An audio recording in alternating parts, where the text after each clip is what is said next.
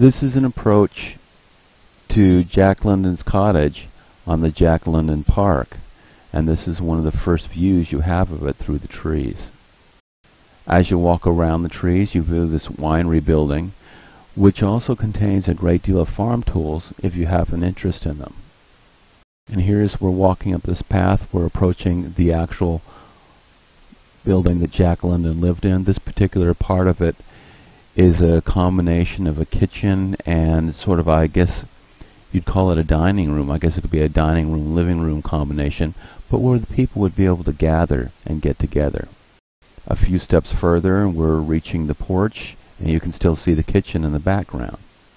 Then this is a rather famous portrait of Jack London.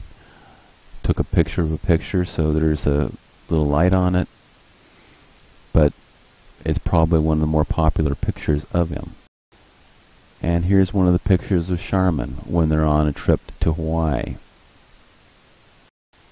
And then more of Charmin and Jack together when they are, I believe this is still another Hawaiian vacation. And then here's another one of the porch shots. Apparently Jack London and Charmin took quite a few pictures on the porch, this particular part of the porch. This picture is probably another one of the pictures is well known about Jack London and Charmin together, sitting on their front porch. And finally, this is what that porch that sits in front of their house they'd like to be photographed on looks like today. And the background, again, you can see the kitchen dining room area that you saw when you were approaching the building. And it's important because we're going to move on to the next slide, and in this dining room area Charmin had her piano.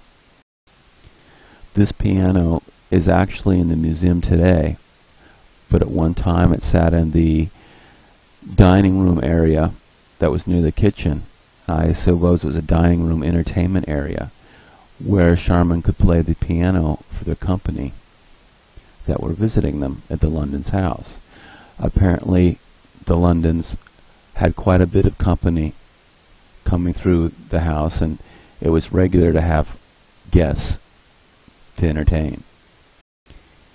If you turn to the right of the porch, instead of walking into the house, you can see this large oak tree that sits behind the building. And this is one of the places that Jack London apparently liked to do some of his writing, under the shade of this oak, particularly in hot days. One of the things I find odd about the Londons is this little attachment to the house behind.